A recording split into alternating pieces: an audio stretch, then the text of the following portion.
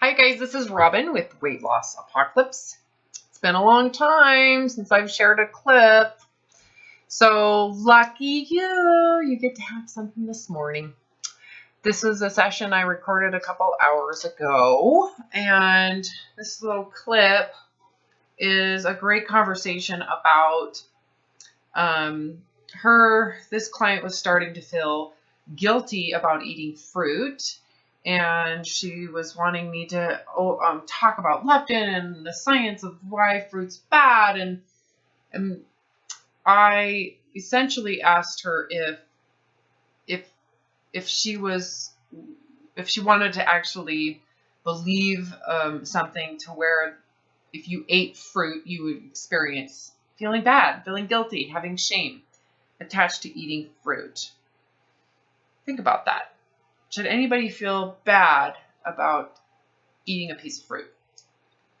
Well, based on someone's opinion and her own sense of desire to lose weight, she felt bad eating fruit. Anyway, so we're talking about this concept of health and the idea that who knows what health is, and really the human body and its amazingness in evolution around keeping the body alive. And it's just a really good conversation about fear of death, what health is, all that.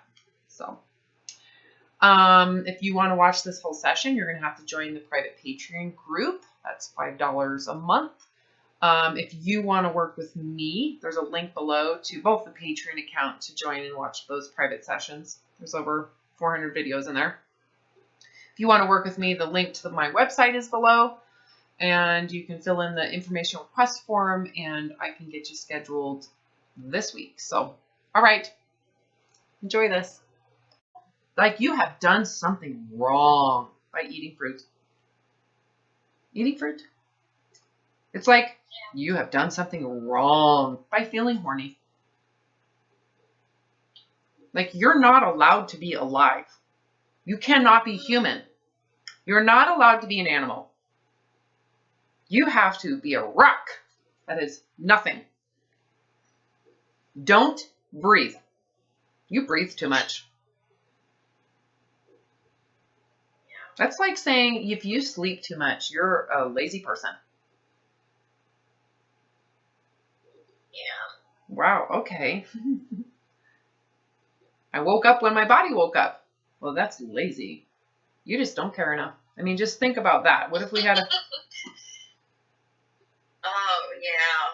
Should any... Yeah, there's always somebody who's going to be... Is eating an orange worthy of shame? You have done wrong. Yeah. Think about that religion. You know, don't you... I mean, think about that religiosity.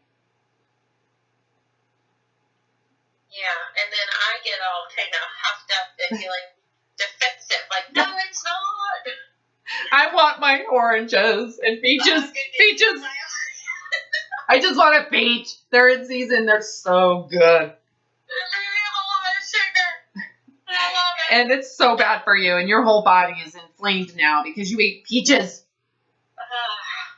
with cream, and you put cream. And you didn't use stevia without the additional stuff. You used actual Splenda or just sugar, and sugar is the devil. Layers and layers and layers of religious dogma around what you shouldn't be eating to be healthy, which is heaven. If I'm healthy, I'll have I won't fart anymore or burp, and I will never, it's like I won't even feel that I have a body. Right. Yes. Oh my God, your stomach was gurgling. There's something wrong. I stopped eating gluten and I don't even fart. Or burp.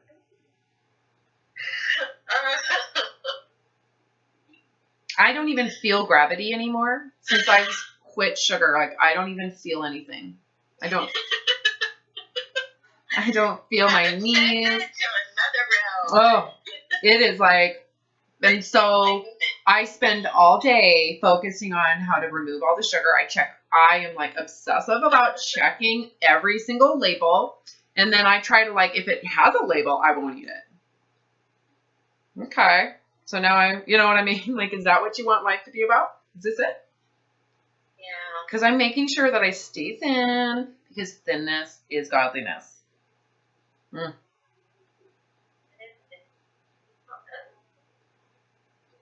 Yeah. When you said that, I realized how much that is. It's like thinness is godliness is the message. Oh, yes. And we should have a Bible.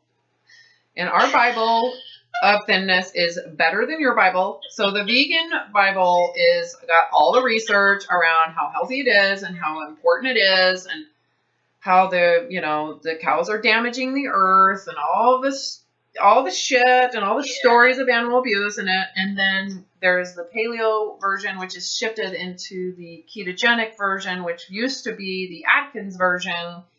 So they just keep on changing the cover of that book.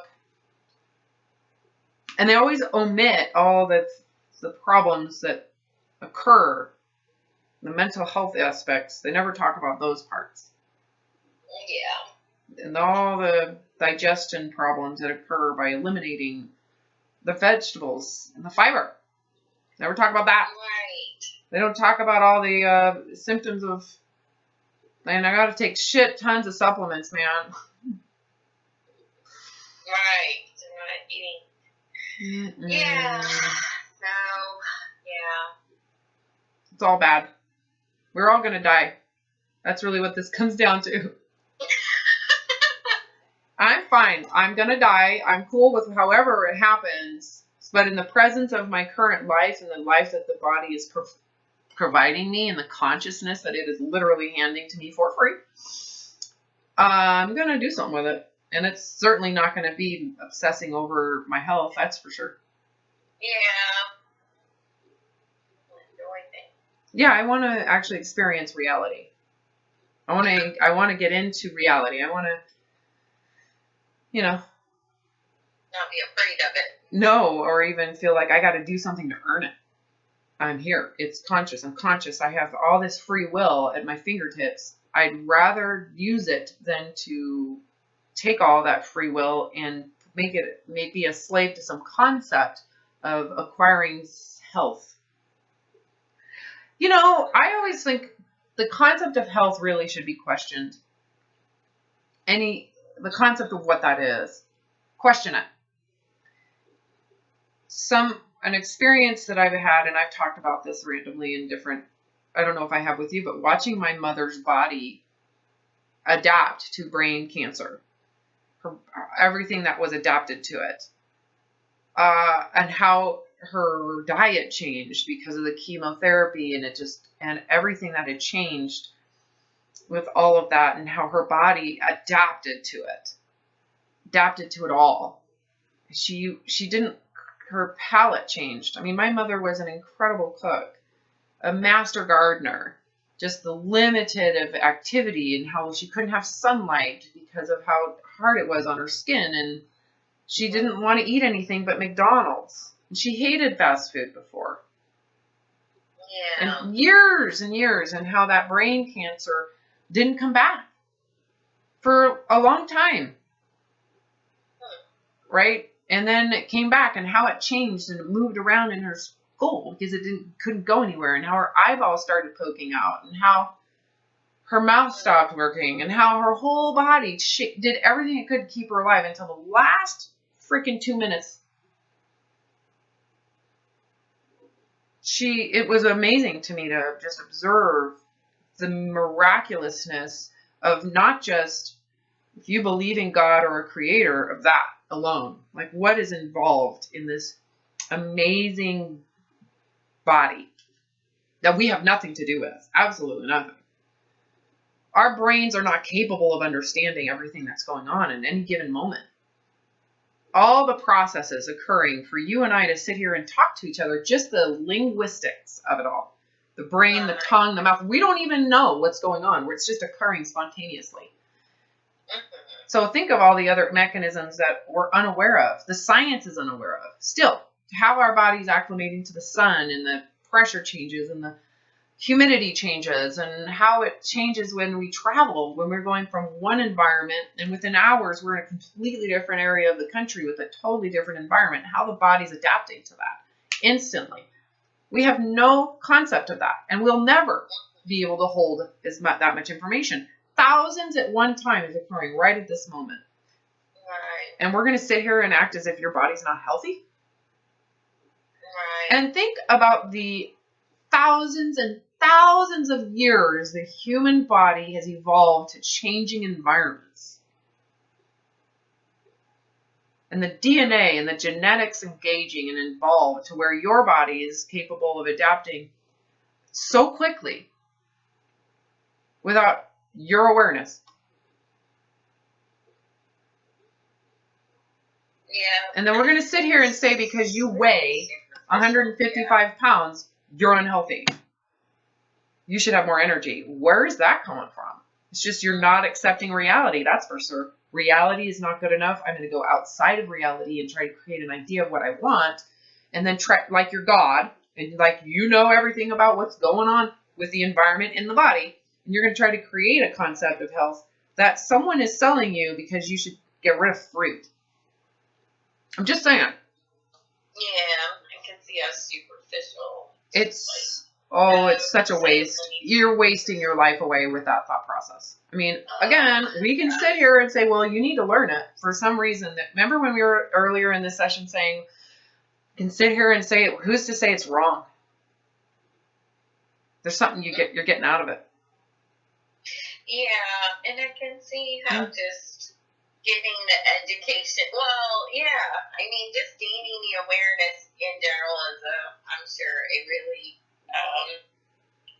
can we just rely?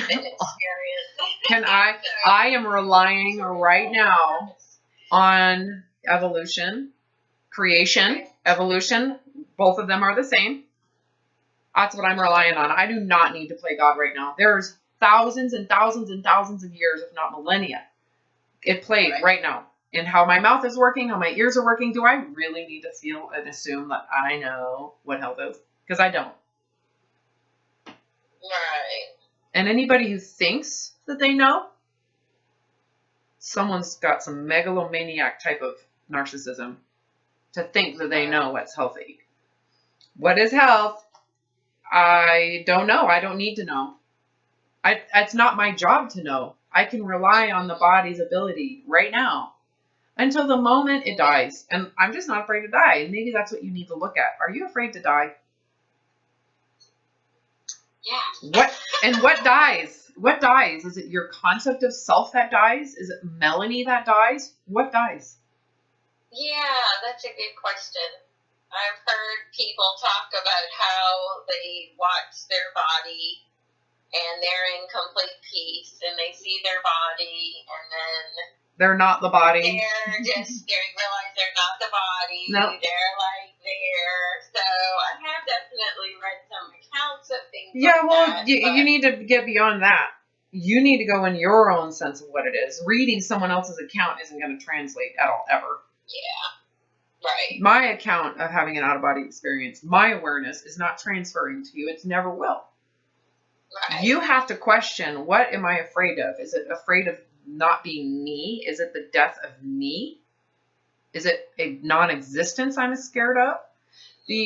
Or what is it? And so go into as well, what would dying be like if I was consciously aware that I'm dying? This is it. What would it actually be like? What would you think about in those moments? And as you're all the love and joy and the life that you just lived, you go back. There's really predictable when you go through what death will be like. You actually put yourself in that space and you don't run from it and you go into it, that space. There's a lot that your awareness opens up in that moment. You just have to not be in fear and judgment around it and make assumptions and not look at it. You may have the assumption, it's scary. Okay, well, what if it's not? Have you ever thought that maybe you should try it? If you think it's scary, you're not even opening yourself up to it. Yeah. What is it you're afraid of? is it the actual physical, like, shutting down, or is it the fear that I will not exist?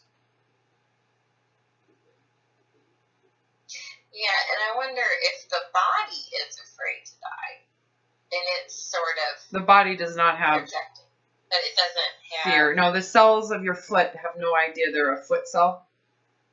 There's no. Okay. Your toe doesn't know it's next to another toe. When you. Not like I don't want to die. No, there is no consciousness there. That's a projection, like your body has its own consciousness. Not really. Yeah. Each cell in itself is, but it doesn't know, oh, this whole body. It doesn't know. Mm-hmm. If you were to cut your arm off, your body doesn't have grief that it lost an arm. Right. It's just. That's you. Nature. Yeah. It just goes on about you creating equilibrium. It's just this inner equilibrium. It's like. Yeah. It does what it does to maintain that balance. So if you lose a limb, if your mom has brain cancer, it just keeps on working around it. It has one line of attack, which is life, life, life, life, life, until it can't, and then it just it goes from there. But it doesn't experience, well, I'm sad. I'm so sad. Right. No. Could you imagine if your body did that? Like if it just wants life. Well, I mean, it's constantly saying, I want to live, I want to live, I want to live. That's every cell does what it needs to do. It doesn't even say that. It just does whatever it needs to do that keeps it going. Energy, energy, energy, energy, energy, whatever it is. Mm-hmm. We can sit here and make up that we know what's going on. We really don't. Yeah, but in the end, what are you afraid of? Yeah, well, yeah, there's really nothing, because this whole superficial level is just sort of like a trapping system almost, or something, that once you see through, you kind of have to grieve. Life, yeah, well, most people they are afraid that their concept of me will end. Concept of me, the concept I have of Robin and who Robin is, will end. Yeah. Concept of Melanie is gone. Well, I've heard that's not so, but I don't know. Well, no, it is so. It is so. The concept of me. It's a concept of will end. But there's like another aspect. Well, then there's a reality. There's a reality that there's reality. And then there's me, the concept of me, which is a separation. It is the ego me. It is I am different than you, and this is unique to me and my life, and which is where that fear arises. That's the ego saying, you're going to die. You will not exist. Well, but there's this infinite space of existence that's really goes beyond the small concept of me. So letting go of me is the ego death. Yeah. Do you really need a physical death to do that? Yeah. It's really just a superficial layer that is so thin.